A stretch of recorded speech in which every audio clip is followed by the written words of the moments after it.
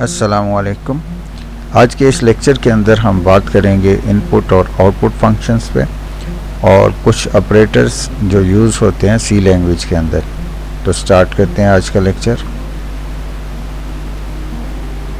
Computer में काम कुछ इस तरह से होता है कि इनपुट डिवाइसेस से हम डाटा को इंटर करते हैं जो कंप्यूटर में बाइनरी फॉर्मेट के अंदर रैम के अंदर आता है और यहाँ से सीपीयू में प्रोसेस होता है। प्रोसेस होने के बाद दोबारा मेमोरी में आता है और वहाँ से आउटपुट डिवाइसेस के ऊपर रिज़ल्ट हमें शो हो जाता है।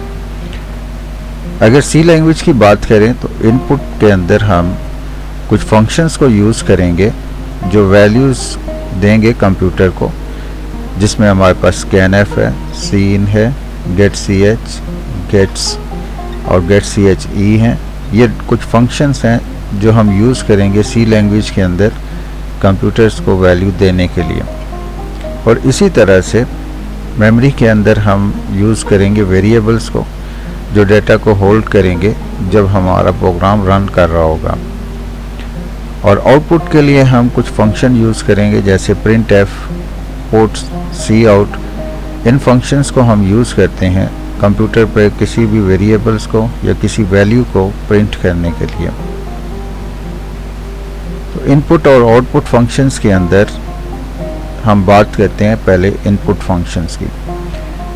इनपुट फंक्शन वो फंक्शन होंगे जो कंप्यूटर में वैल्यूज़ को इंटर करेंगे, यानी हम कोई भी वैल्यू कंप्यूटर को देना चाहते हैं या कीबोर्ड से कोई वैल्यू जो है इंटर करना चाह रहे होंगे तो उसके लिए हम इनपुट फंक्शंस को यूज़ करेंगे।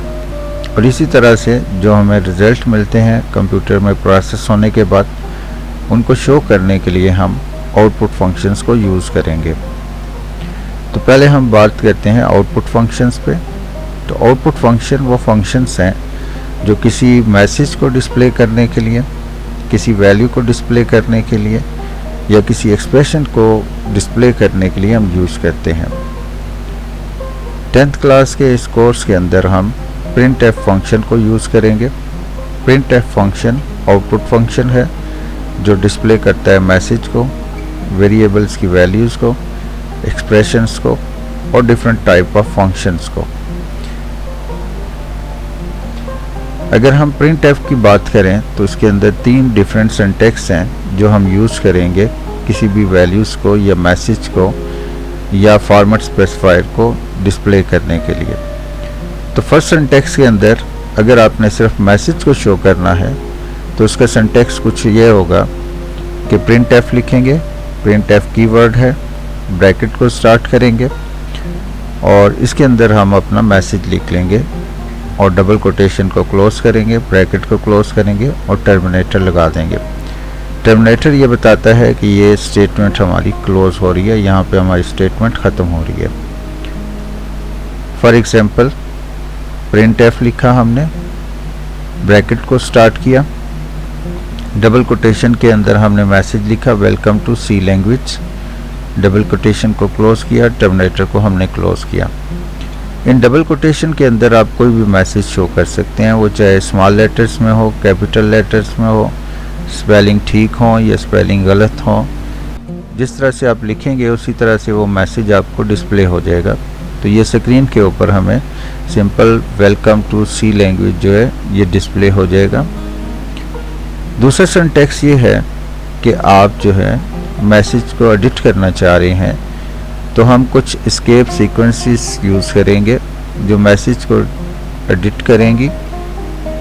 इसका सिंटैक्स ये होगा कि printf लिखें स्मॉल लेटर्स के अंदर, ब्रैकेट को स्टार्ट करें, डबल कोटेशन के अंदर मैसेज लिखें और इसके साथ एस्केप सीक्वेंस को यूज़ कर सकते हैं आप।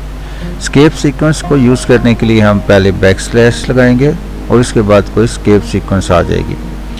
फॉर एग्जांपल printf हमने लिखा, ब्रैकेट को स्टार्ट किया, डबल कोटेशन के अंदर वेलकम, बैकस्लैश n आपकी वो एस्केप सीक्वेंस है जो न्यू लाइन के लिए हम यूज़ करते हैं। उसके बाद हमने लिखा ट्रू, उसके बाद फिर हमने लिखा n, ये न्यू लाइन कर देगा सी लैंग्वेज। तो इसको जब आप मॉनिटर के ऊपर देखेंगे तो कुछ इस तरह से हमें रिज़ल्ट मिलेगा वेलकम उसके बाद बैकस्लैश n था तो इसने न्यू लाइन कर दी 2, उसके बाद फिर बैकस्लैश n, नई लाइन होगी और उसके बाद सी लैंग्वेज, हमारे पास ये सी लैंग्वेज लिखा हुआ आ गया।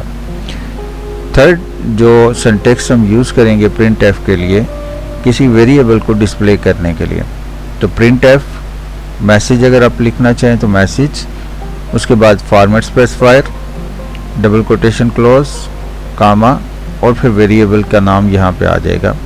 इसके एग्जांपल्स आगे हम देखते हैं, कोड ब्लॉक के अंदर इसको रन करके देखते हैं। तीनों तरह के फॉर्मेट्स को कोड ब्लॉक के अंदर रन करके हम देखते हैं। एस्केप सीक्वेंस को हम यूज़ करते हैं किसी भी मैसेज को एडिट करने के लिए। ये स्पेशल करैक्टर होगा, बैकस्लैश के साथ इसको यूज़ करेंगे, बैकस्लैश और उसके बाद हम कोई एस्केप सीक्वेंस यूज़ करेंगे। तो ये एक पूरी लिस्ट है जो एस्केप सीक्वेंस की हम यूज़ करेंगे डिफरेंट प्रोग्राम्स के अंदर। बैकस्लैश n ये अलर्ट एक बीप की आवाज़ जो है वो प्रोड्यूस करेगा। बैकस्लैश b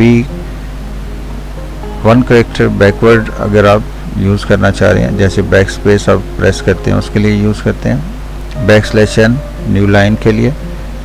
बैकस्लैश r ये मूव करेगा कर्सर को beginning of line. Backslash t tab के लिए हम यूज़ करते हैं 8 स्पेसिस के लिए। इसी तरह से बैकस्लैश को अगर आपने शो करना है तो डबल बैकस्लैश इसको यूज़ करेंगे। सिंगल कोटेशन के लिए बैकस्लैश सिंगल कोटेशन और डबल कोटेशन के लिए बैकस्लैश डबल कोटेशन। तो इसको हम कोड ब्लॉक के अंदर करके देखते हैं।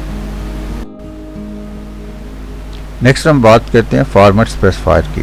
प्रिंट एफ के अंदर जो हम फॉर्मेट स्पेसिफायर यूज़ करेंगे किसी भी वेरिएबल को डिस्प्ले करने के लिए या किसी डेटा टाइप को डिस्प्ले करने के लिए, जो हम फॉर्मेट स्पेसिफायर यूज़ करेंगे उसके अंदर हमारे पास डिफरेंट फॉर्मेट स्पेसिफायर हैं।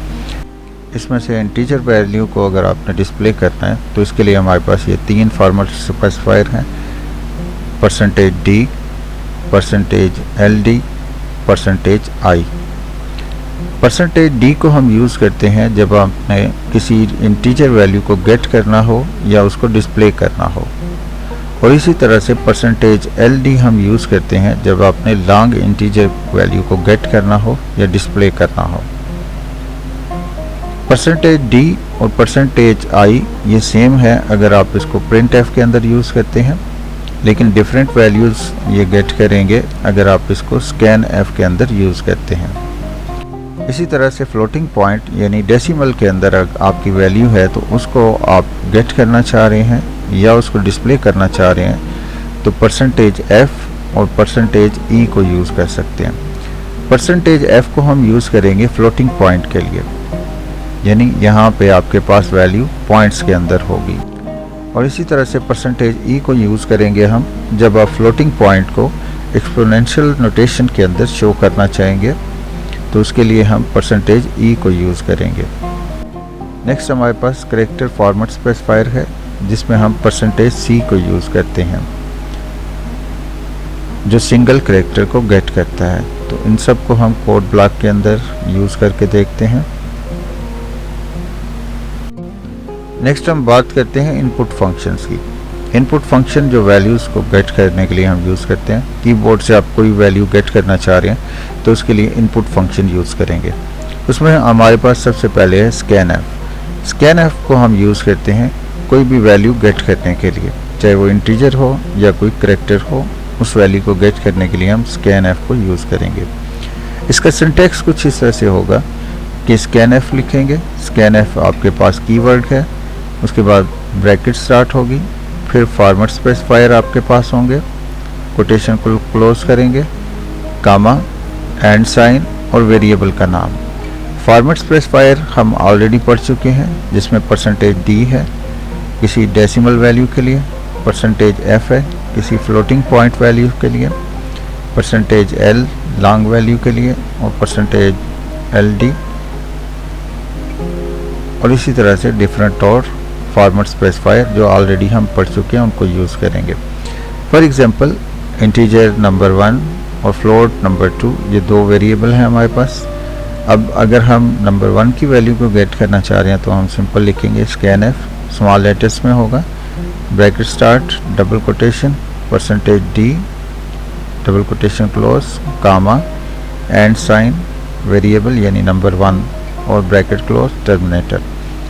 इसी तरह से फ्लोट नंबर 2 को गेट करना है अगर, तो scanf %f और एंड नंबर 2। यहाँ पे %d हमने यूज़ किया क्योंकि इंटीजर वैल्यू थी, और यहाँ पे %f को यूज़ किया क्योंकि ये फ्लोट वैल्यू थी। तो इसकी कुछ एग्जांपल्स हम कोड ब्लॉक पे करके देखते हैं।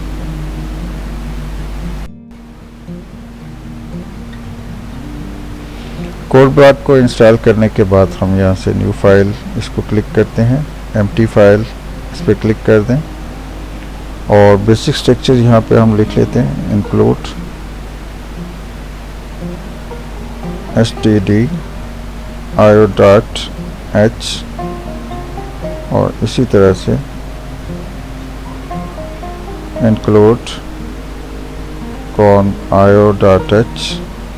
अगर आपके पास, अगर आप यहाँ पे C++ के फंक्शंस को यूज़ करना चाह रहे हैं तो iostream.h उसको भी यहाँ पे इंक्लूड कर लें। एंड मैन, ये हमारा बेसिक स्ट्रक्चर हमने यहाँ पे लिख लिया। इसको आप रन करें यहाँ से, ये आपसे कहेगा कि फ़ाइल को सेव कर लें, तो हम इसको सिंपल फर्स्ट फाइल .cpp के नाम से यहाँ पे सेव कर लेते हैं। अब इसको आप रन करें यहाँ पे, तो ये आपके पास अगर कोई एरर नहीं होगा तो इस तरह से आपके पास आउटपुट आ जाएगी। अब इसके अंदर हम सिंपल printf को यूज़ करके देखते हैं, उसके डिफरेंट फॉर्मेट जो हमने printf के यूज़ किए हैं उनको यूज़ करते हैं। तो printf यहाँ सिंपल मैसेज उसको शो करते हैं, वेलकम, और यहाँ पे कोटेशन printf आपने लिखा, ये ब्रैकेट स्टार्ट की, उसके बाद यहाँ पे मैसेज डबल कोटेशन के अंदर ब्रैकेट क्लोज टर्मिनेटर, इसको हमने रन किया, तो ये आपके पास वेलकम का मैसेज यहाँ पे आ गया। इसी को अगर मैं यहाँ पे कॉपी करता हूँ और यहाँ पे मैं पेस्ट कर देता हूँ और सिंपल कोई और मैसेज यहाँ पे शो करता हूँ, माई नेम इज़ फारूक, और इसको मैं अगर रन करता हूँ तो आपको यहाँ पे वेलकम शो हुआ। उसके बाद यहाँ पे आपके पास नेक्स्ट जो मैसेज था माय नेम इज़ फारूक वो शो हो गया। लेकिन यहाँ पे अगर आप कोड के अंदर देखें, आपने यहाँ पे अलग लाइनें यूज़ की हैं, लेकिन वहाँ पे वो एक ही लाइन के अंदर शो हो रहा है। तो फिर इस मैसेज को एडिट करने के लिए हमें एस्केप सीक्वेंस की ज़रूरत होगी, तो हम बैकस्लैश n यहाँ पे यूज़ करते हैं न्यू लाइन के लिए। अब अगर इसको आप रन करेंगे तो ये आपको दो अलग लाइंस के अंदर इसको शो करेगा। ये फर्स्ट आपका लाइन वेलकम, और यहाँ पे आपके पास माय नेम इज़ फारूक, ये यहाँ पे शो हो गया। अब यहाँ पे अगर आप बैकस्लैश n लगाते हैं तो यहाँ से आगे उसको न्यू लाइन पे ले जाएगा। तो यहाँ पे आपके पास माय नेम, उसके बाद हमने बैकस्लैश n लगाई थी तो यहाँ पे न्यू लाइन के अंदर आ गया। अब हम कुछ और यहाँ पे एस्केप सीक्वेंस उनको यूज़ करके देखते हैं। फॉर एग्जांपल हम यहाँ पे कहते हैं कि नेम और बैकस्लैश t, अगर बैकस्लैश t को मैं यूज़ नहीं करता हूँ, मैं सिंपल कहता हूँ नेम और अली, और इसको यहाँ पे हम बैकस्लैश n न्यू लाइन कर ली, क्लास 10th। इसको अगर आप डिस्प्ले करें, simple name Ali class 10th आपके पास यहाँ पे शो हो गया। अब मैं चाहता हूँ कि यहाँ पे कुछ स्पेस जो है वो शो हो, तो यहाँ पे मैं क्या कर रहा हूँ, बैकस्लैश t को यूज़ कर रहा हूँ, और इसी तरह से यहाँ पे भी बैकस्लैश t को यूज़ कर रहा हूँ। बैकस्लैश टी क्या करेगी, 8 स्पेसेस यहाँ पे डाल देगी। इसको अगर आप रन करें तो ये नेम, उसके बाद ये 8 स्पेसेस और उसके बाद अली। इसी तरह से नेक्स्ट लाइन के लिए हमने बैकस्लैश एन किया और उसके बाद ये बैकस्लैश टी स्पेसेस यहाँ पे शो हो गई। इसी तरह से बाकी बैकस्लैश को भी हम देखते हैं। स्कैन एफ को आप मल्टीपल वैल्यूज़ को एक ही दफ़ा गेट करने के लिए भी यूज़ कर सकते हैं। जैसे आपके पास इंटीजर नंबर 3 है, फ्लोट नंबर 4 है, तो स्कैन एफ %d %f और डबल कोटेशन को क्लोज किया, comma and number 3 comma and number 4। तो फर्स्ट आपका %d नंबर 3 के लिए है और %f नंबर 4 के लिए है, यानी फर्स्ट जो है ये डिजिट वैल्यू के लिए और सेकंड जो है ये फ्लोट वैल्यू के लिए। नेक्स्ट हम चाहते हैं कि अली के ऊपर डबल कोटेशन आए, तो बैकस्लैश टी हमने किया है वो ये स्पेस डालेगी। उसके बाद हम बैकस्लैश डबल कोटेशन यहाँ पे यूज़ करते हैं और इसी तरह से बैकस्लैश डबल कोटेशन। तो ये बैकस्लैश डबल कोटेशन वहाँ पे कोटेशन को शो करेगा और इसी तरह से बैकस्लैश डबल कोटेशन। इसको आप रन करके देखेंगे तो अली हमें डबल कोटेशन के अंदर यहाँ पे लिखा नज़र आ रहा है। इसी तरह से 10th क्लास को अगर यहाँ पे करें, बैकस्लैश टी के बाद बैकस्लैश डबल कोटेशन और बैकस्लैश डबल कोटेशन, तो ये अब 10th भी आपको डबल कोटेशन के अंदर लिखा नज़र आएगा यहाँ पे इस तरह से। और अगर आप सिंगल कोटेशन यूज़ करना चाह रहे हैं तो यहाँ पे बैकस्लैश सिंगल कोटेशन और यहाँ पे बैकस्लैश सिंगल कोटेशन और डबल कोटेशन जो यहाँ पे आपने ये स्टार्ट किया था इसको यहाँ पे एंड कर रहे हैं आप। तो रन करें आप, तो 10th आपका सिंगल कोटेशन के अंदर शो होगा, जबकि यहाँ पे हमने डबल कोटेशन को यूज़ किया है। इसी तरह से आप बैकस्लैश को कहीं पे यूज़ करना चाह रहे हैं तो इन सबको हम डिलीट कर लेते हैं पहले, इसकी भी ज़रूरत नहीं है तो इसको ख़त्म कर दें। मसलन यहाँ पे मैं D full column backslash abc कोई फोल्डर है, उसके अंदर 123.jpg मेरी कोई फाइल है, उसको मैं शो कराना चाह रहा हूँ। अब यहाँ पे मैंने बैकस्लैश लगाई है, लेकिन जब इसको रन करेंगे तो ये बैकस्लैश आपको शो नहीं होगी। तो सिंपल डी abc और इस तरह से आपके पास ये शो हो रहा है। तो यहाँ पे बैकस्लैश को शो कराने के लिए हम ये डबल बैकस्लैश लगाएंगे, तो डिस्प्ले करते हुए हमें सिंगल बैकस्लैश मिलेगी। टी फुल कॉलम बैकस्लैश और इस तरह से ये आपको शो हो जाएगा। इसी तरह से बाकी स्केप सीक्वेंसेस को भी हम यूज़ कर सकते हैं। इस चैप्टर के अंदर किसी भी प्रोग्राम को सॉल्व करने के लिए हम इन 5 स्टेप्स को यूज़ करेंगे। स्टेप नंबर 1 के अंदर right on the basic structure को लिख लेंगे। उसके बाद वेरिएबल्स को डिफाइन करेंगे और वेरिएबल को डिफाइन करने के बाद गेट वैल्यूज़ ऑफ वेरिएबल, उन वेरिएबल्स की वैल्यूज़ को गेट करेंगे स्कैन एफ की मदद से। कैलकुलेट करेंगे रिज़ल्ट, जो फार्मूला गिवन होगा उसको कैलकुलेट करेंगे और शो कर देंगे रिज़ल्ट को, यानी प्रिंट एफ की मदद से उसको शो कर देंगे। फॉर एग्जांपल हम एक प्रॉब्लम लेते हैं जिसमें 2 नंबर्स को हम ऐड करना चाह रहे हैं। तो फर्स्ट स्टेप के अंदर हमने क्या किया, बेसिक स्ट्रक्चर को लिख लिया। बेसिक स्ट्रक्चर क्या है कि आपने ऊपर हेडर फाइल्स लिखी, यहाँ पे वाइड मेन या इंट मेन आपने ये मेन फंक्शन स्टार्ट किया, ये ब्रैकेट स्टार्ट हुई और यहाँ पे ये ब्रैकेट क्लोज हो गई। तो ये आपने बेसिक स्ट्रक्चर लिख लिया, ये हमारा फर्स्ट स्टेप है। स्टेप नंबर 2 के अंदर आपने वेरिएबल्स को डिफाइन करना है, डिफाइन वेरिएबल्स, जिसमें आपने 2 variable int number 1 int number 2 इनको डिफाइन किया और थर्ड वेरिएबल जहाँ पे आपने सम को रखना है वो थर्ड वेरिएबल आपने इंट सम जो है उसको डिफाइन कर दिया। तो ये हमने 3 वेरिएबल यहाँ पे डिफाइन कर दिए 2 नंबर्स को ऐड कराने के लिए। स्टेप नंबर 3 में आपने इनकी वैल्यूज़ को गेट करना है, गेट वैल्यूज़ ऑफ वेरिएबल। तो एक सिंपल हमने मैसेज शो किया printf इंटर फर्स्ट नंबर, और स्कैन कर लिया हमने फर्स्ट नंबर को %d, और फर्स्ट नंबर को हमने गेट कर लिया। इसी तरह हमने मैसेज शो किया printf इंटर सेकंड नंबर, और उसको भी हमने स्कैन करा लिया scanf %d, और नंबर 2 को हमने स्कैन करा लिया। नेक्स्ट स्टेप के अंदर हमने कैलकुलेट रिजल्ट करना है, और यहाँ पे रिजल्ट या फार्मूला ये है कि आपने 2 नंबर्स को ऐड करना है। तो sum is equal to number 1 plus number 2।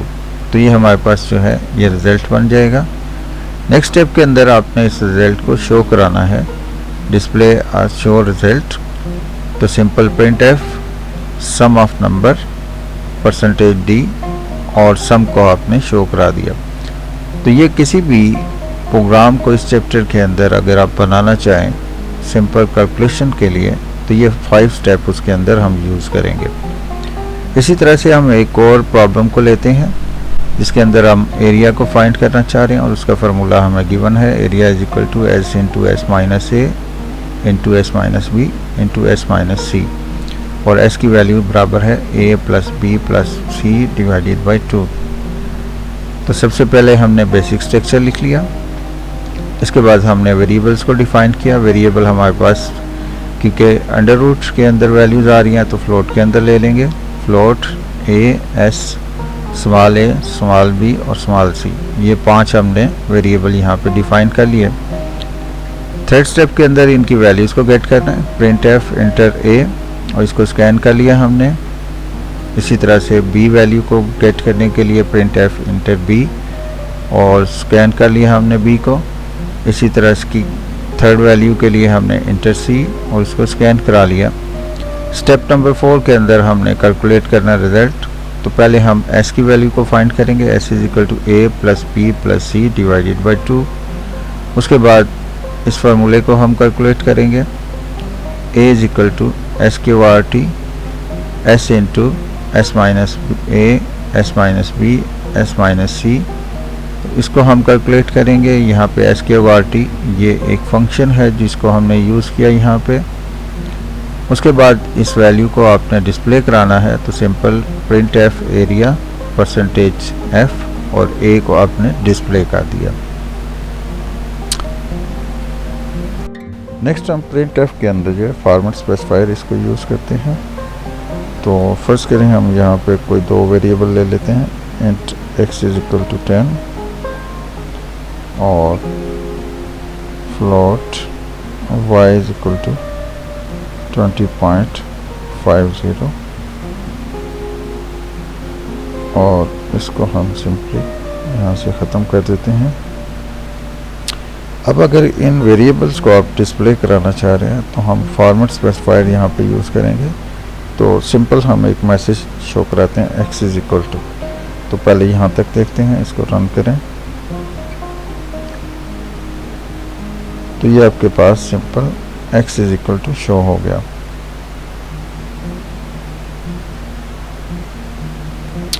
तो इसको अगर हम देखें तो ये 2 वैल्यू जो हैं ये तो सिंपल आपके पास मेमोरी के अंदर चलेंगे। printf आपने सिंपल यहाँ पे printf सिंपल आपने x को शो कराया था, जो आपके पास यहाँ पे x इज इक्वल टू ये आपके पास शो हो गया। जो मेमोरी के अंदर वैल्यूज़ हैं उनको हम किस तरह से डिस्प्ले कराएंगे, तो उसके लिए हमें यहाँ पे फॉर्मेट स्पेसिफायर की ज़रूरत होगी। तो हम जहाँ पे शो कराना चाह रहे हैं वहाँ सिंपली %d आपने यूज़ किया, कामा लगाएंगे, उसके बाद उस वेरिएबल की वैल्यू आप शो करा देंगे। तो x is equal to %d actually refer कर रहे हैं इस मेमोरी को, x वैल्यू को, और यहाँ पे वो डिस्प्ले हो जाएगी। इसको आप रन करेंगे तो आपके पास x इज इक्वल टू 10 जो है वो ये शो हो गया। यानी इतना आपके पास सिंपल मैसेज है x इज इक्वल टू, और %d ये जो मेमोरी के अंदर आपके पास वैल्यू पड़ी है उसको आपने शो कर दिया, तो x इज इक्वल टू 10 ये आपके पास आ गया। इसके अंदर थोड़ा सा और चेंज करें, एंड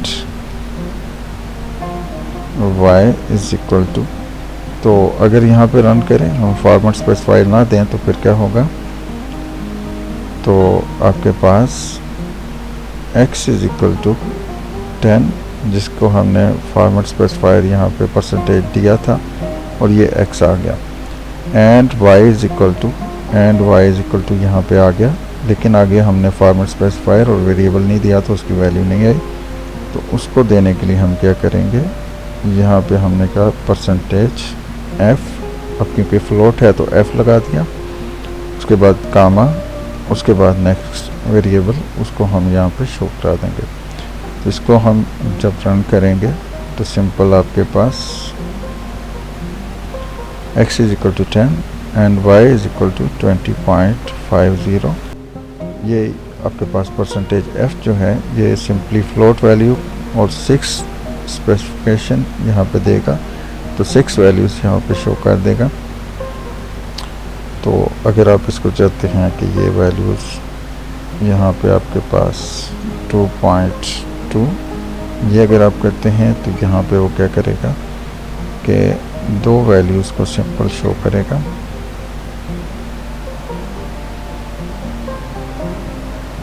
यानी पॉइंट के बाद आपके पास 20.50, 2 वैल्यूज़ आ गई। अगर आप 0.3 करेंगे तो 3 वैल्यूज़ और इसी तरह से बाकी वैल्यूज़ आएंगे। कुछ और यहाँ पे देखते हैं, फॉर एग्ज़ाम्पल हम एंड यहाँ पे x2 इज इक्वल टू 20 कर देते हैं और float y2 is equal to 30.40 कर देते हैं और नेक्स्ट हम यहाँ पे printf, और इसके अंदर हम सिंपल कहते हैं sum of x and x1 x2 is equal to, और यहाँ पे परसेंटेज d हमने लिखा, और यहाँ पे अगर इस सारे को हम सिंपली और इस चीज़ को हम यहाँ पे ख़त्म कर देते हैं, तो हमने सिंपली कहा कि sum of x and x2 is equal to, अगर इसको हम x1 कर लें ताकि इजी रहे और इसको y1 कह लें, तो हमने कहा कि sum of x1 and x2 is equal to, और अगर ये यहाँ पे नहीं देते, ये जस्ट एक मैसेज है तो इसी तरह से ये शो हो जाएगा सम ऑफ x1, यहाँ पे टर्मिनेटर लगाएंगे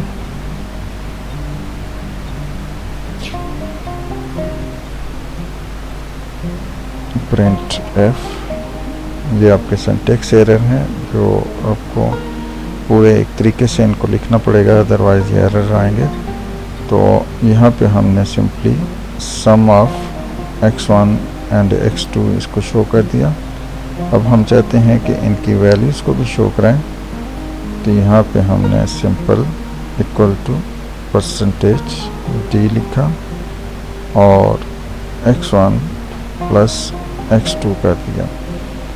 अब इसको आप रन करेंगे तो आपके पास ये दोनों वैल्यूज़ यहाँ पे ऐड होंगी और यहाँ पे आपके पास ये सिंपल इसका रिज़ल्ट आ जाएगा, sum of x1 and x2 equal to 30।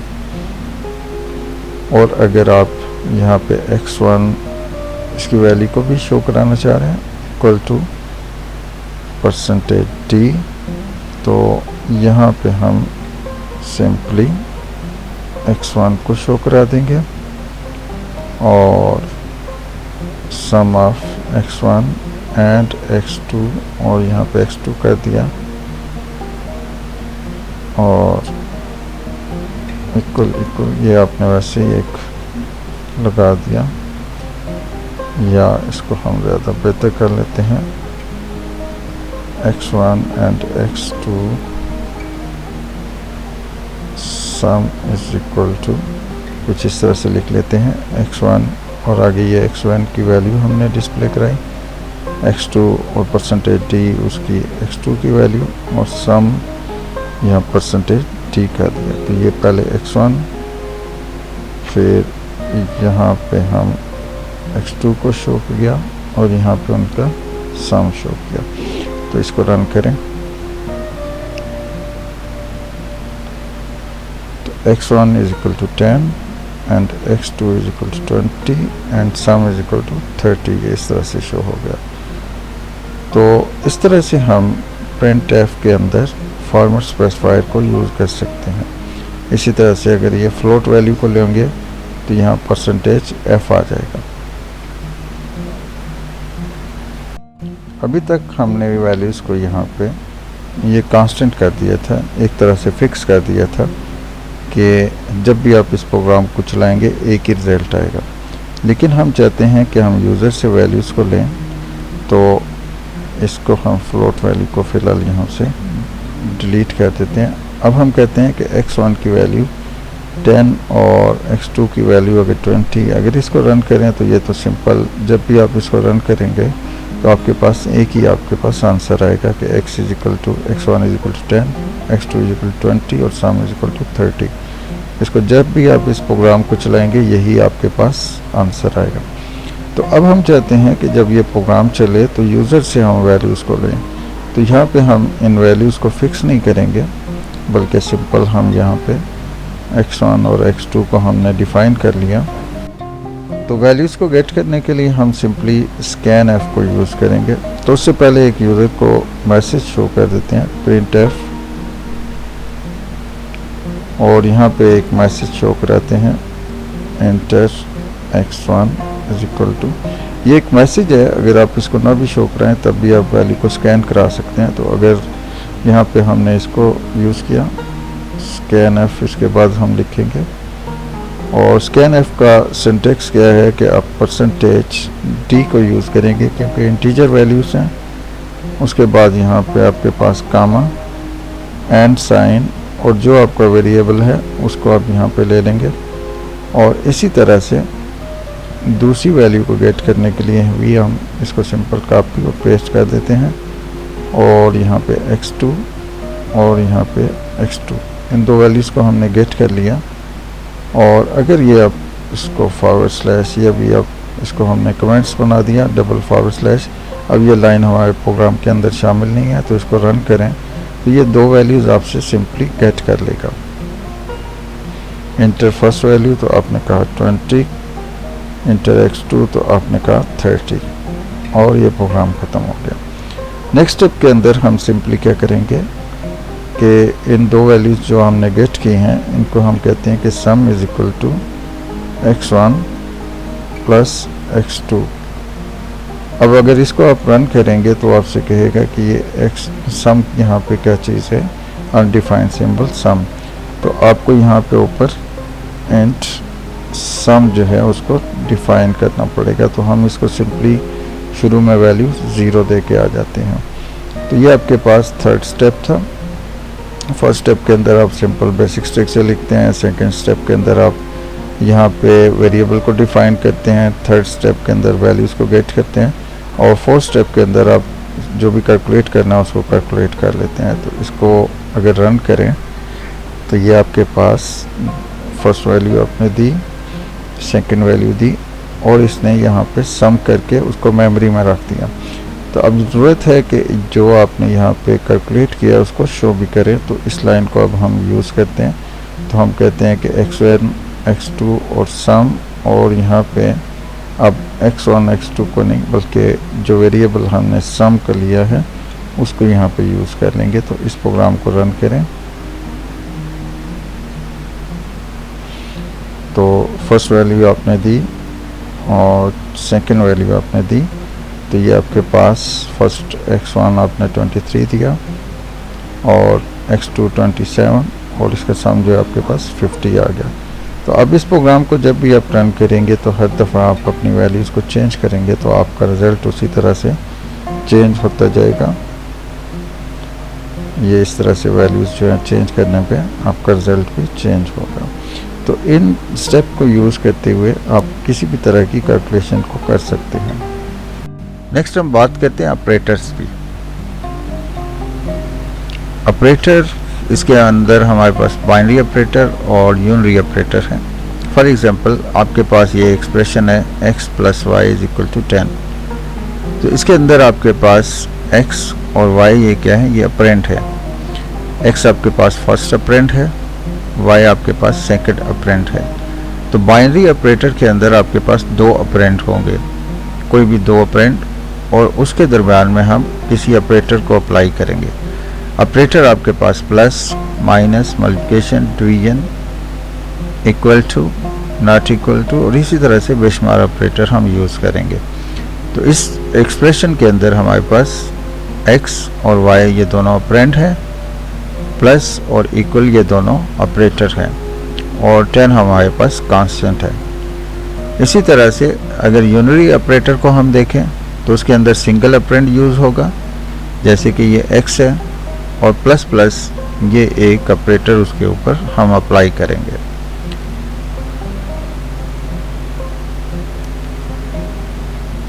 Operator types, इसमें हमारे पास डिफरेंट टाइप के ऑपरेटर्स हैं, जिसमें सबसे पहले अरिथमेटिक ऑपरेटर की अगर हम बात करें तो इसके अंदर एडिशन, सब्ट्रैक्शन, स्टेरिक को हम यूज़ करते हैं मल्टीप्लिकेशन के लिए, फॉरवर्ड स्लैश डिवीजन के लिए, परसेंटेज हम यूज़ करते हैं मॉडुलस के लिए।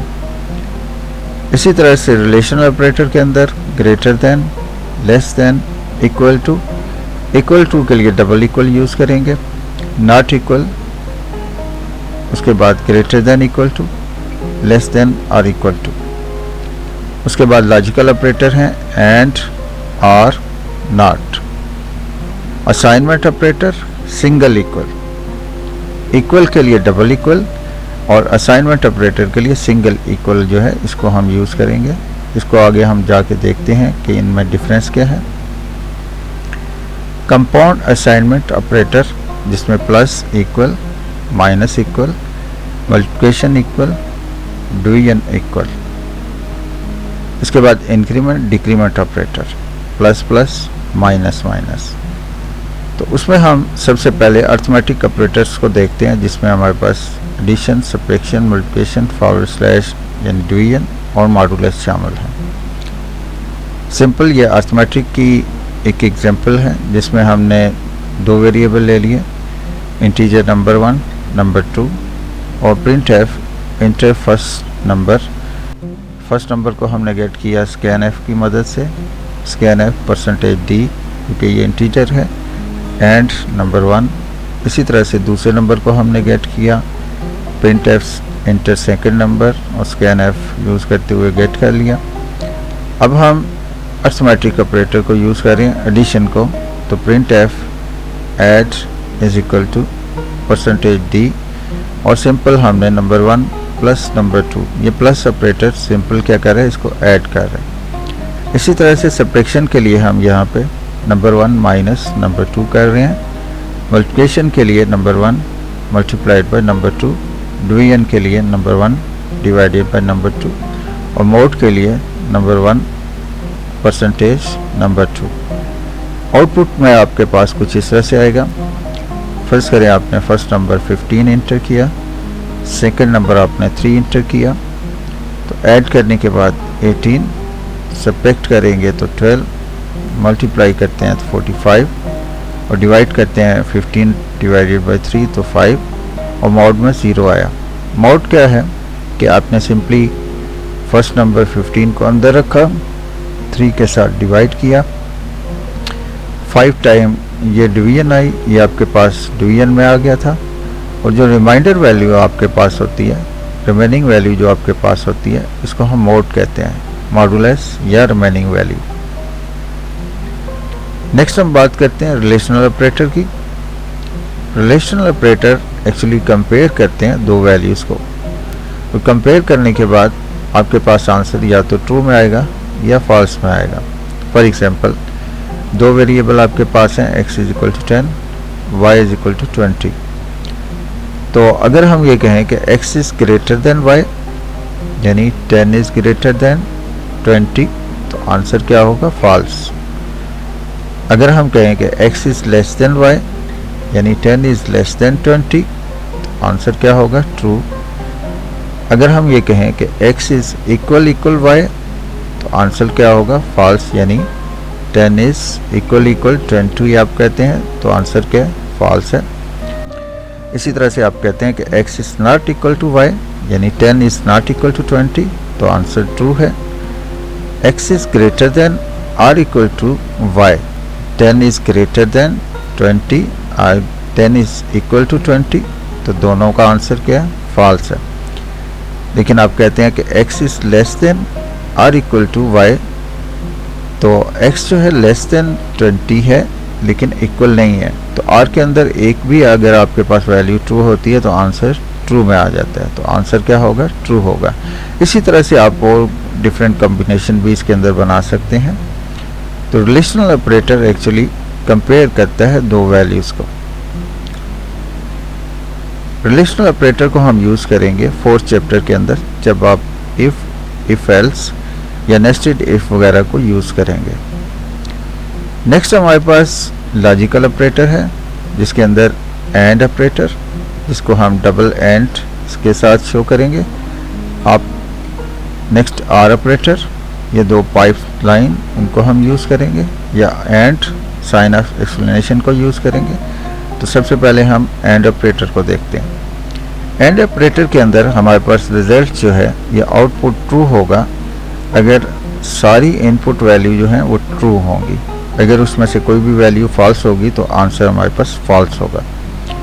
इस ट्रूथ टेबल को अगर आप देखें, x और y ये दो आपने इनपुट ली और x एंड y यहाँ पे आपने ये ऑपरेटर ऑपरेट किया। दोनों वैल्यूज़ ट्रू हैं, दोनों वैल्यूज़ फॉल्स हैं, तो आंसर फॉल्स। ट्रू कब होंगी? दोनों वैल्यूज़ यहाँ पे ट्रू है, यानी 1 1 है, तो आंसर 1 आएगा। अदरवाइज कोई भी वैल्यू इसमें से फॉल्स होगी या दोनों फॉल्स होंगी तो आंसर आपके पास फॉल्स की शक्ल में आएगा। नेक्स्ट हम देखते हैं इसी के अंदर आर ऑपरेटर को। आर ऑपरेटर में क्या है कि कोई एक वैल्यू या दोनों वैल्यू ट्रू होंगी तो आंसर ट्रू होगा, और अगर दोनों वैल्यू फॉल्स होंगी तो आंसर फॉल्स होगा। यानी अगर उसी x और y इनपुट को लें और यहाँ पे आर ऑपरेटर को अप्लाई करें तो दोनों वैल्यू जहाँ पे यानी x भी 0 y भी 0 है, तो आंसर आपके पास 0 आ गया। अब कोई भी वैल्यू यहाँ पे आपके पास ट्रू हुई तो आंसर क्या है? ट्रू आ गया, या दोनों वैल्यूज़ ट्रू हुई तब भी आंसर आपके पास ट्रू आ गया। नेक्स्ट आपके पास लॉजिकल ऑपरेटर एंड है। एंड में क्या है कि वैल्यू आपके पास आउटपुट आंसर ट्रू होगा अगर वैल्यू जो है फॉल्स है, और अगर वैल्यू ट्रू है तो आंसर फॉल्स, और अगर वैल्यू फॉल्स है तो आंसर ट्रू, यानी उल्ट होगा उसका।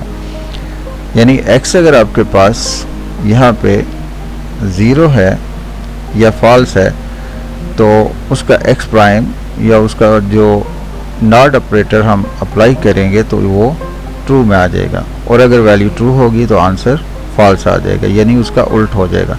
इसी तरह y के ऊपर भी आप अप्लाई कर सकते हैं कि अगर वैल्यू जो है वो फॉल्स है तो आंसर ट्रू, और अगर वैल्यू इनपुट जो है वो ट्रू है तो यहाँ पे आउटपुट में उसका फॉल्स आ जाएगा। इसी तरह हमारे पास असाइनमेंट ऑपरेटर्स हैं। असाइनमेंट ऑपरेटर में हम सिंगल इक्वल को यूज़ करते हैं। असाइनमेंट ऑपरेटर में हम सिंपल किसी भी वेरिएबल की वैल्यू जो है यहाँ पे असाइन करते हैं, यानी x इज़ इक्वल टू 10। तो इसका मतलब ये नहीं है कि x 10 के इक्वल है, बल्कि इसका मतलब ये है कि ये वैल्यू 10 आपने वेरिएबल x को असाइन कर दी है।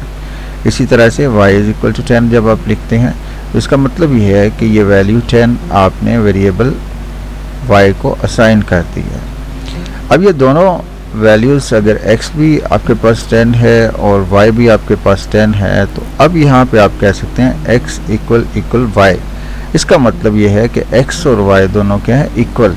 इक्वल के लिए डबल इक्वल, और असाइनमेंट ऑपरेटर के लिए सिंगल इक्वल को हम यूज़ करेंगे। तो इसका डिफरेंस हम आगे जाके मज़ीद इसको देखेंगे।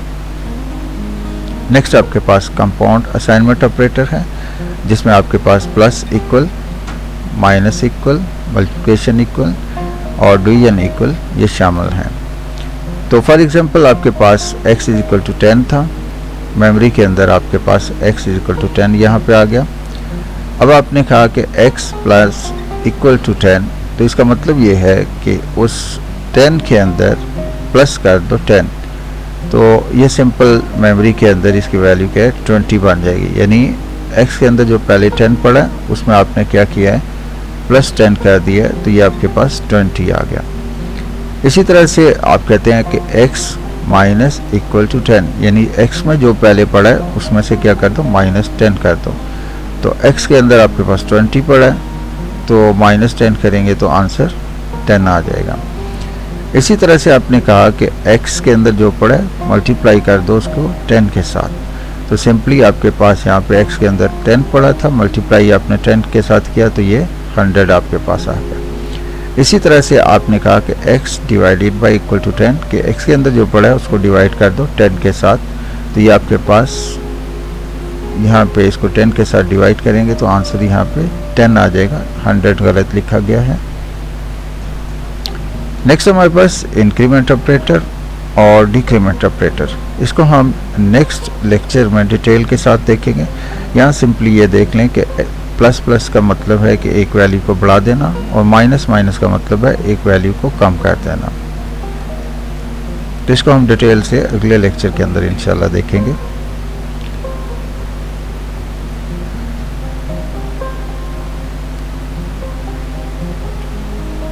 तो आज के लेक्चर के लिए इतना ही। अपनी दुआओं में मुझे याद रखिएगा। अल्लाह हाफिज़।